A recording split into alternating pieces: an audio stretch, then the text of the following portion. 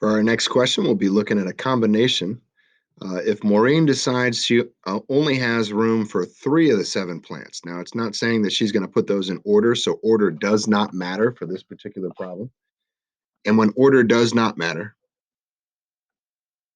we'll use a combination. Okay, so we'll go over to the permutation combination website provided. And we'll type in the idea that I have 7 plants in combination, but I'm only allowed to take 3 of them. So once again, N represents the number of ways we can select it, and R represents how many we're going to select. So we have 7 different plants we can choose from, and we're only going to plant 3 of them, so there's only 3 ways that I can plant it. So 7 combination 3, all right? If I go over to the fancy dancy website, I type in the 7 combination 3. If it was in order, then it would just simply be 7 times 6 times 5, which gives us this 210. We could have done it that way, same as we did on question number 10. This is question number 11. But if I'm using it as a combination, in this case, it is just 7 times 5, and it would be 35. All right, but we would, just to be sure, we would type in our 7, combination 3. There's my 7, there's my 3, and I end up with the 35. All right, easy stuff. Moving on to the next one. Apparently, Carlene made a snack mix with 30 raisins, 45 peanuts, and 15 marshmallows. So it's some kind of a trail mix type fun. And apparently, she's going to reach in there and she's only going to select 2 pieces from her snack mix, which is awkward because with trail mix, you grab a handful. You don't just go in and pick out 2 pieces. But if she did, they want to know the probability she's going to get peanuts. So again, we're going to do favorable over total.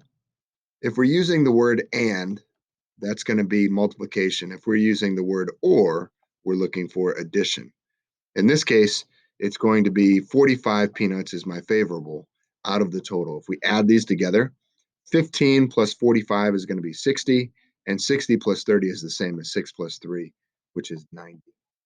So 45 over 90 will be the first peanut times, if I take a peanut out, I'm only going to have 44 out of 89 left because I chose a peanut first. So I knocked it down, knocked it down. Now I want a peanut and I want another peanut, which is why we're using multiplication here. We have to reduce this. 45 does go into 90 twice, so we can cancel that out and get a 1. And we can cancel the 90 out and get a 2. So that simplifies really fast. 2 also goes into 44, and it's perfectly legal because 2 is on the bottom and 44 is on top. For me to cancel out a 2 there, this is going to give us 22. So my answer then, 1 times 22, and nothing on the bottom, so 1 times 89. All right, I went ahead and did this math earlier. 22 over 89 I have right here, and I end up with this really big number, 24719. So we'll go ahead, and there's a 55 in it. Go team, just wanted to share that with you guys. So we're going to say 0.2472. Make sure we round that correctly, and that would be the probability of getting 2 peanuts. All right. Go team. Let's go ahead and move on to the next one.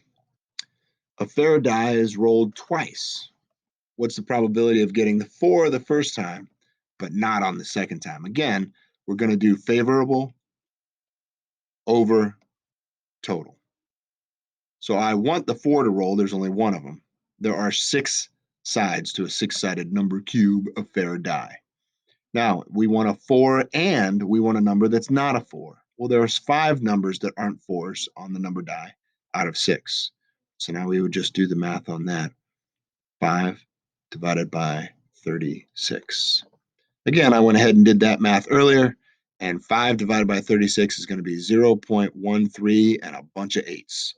So 0.138 forever is going to be the probability of getting a 4 first and not a 4. All right. Okay. Go team. We'll continue on. We'll keep working on the fun. All right. Go team.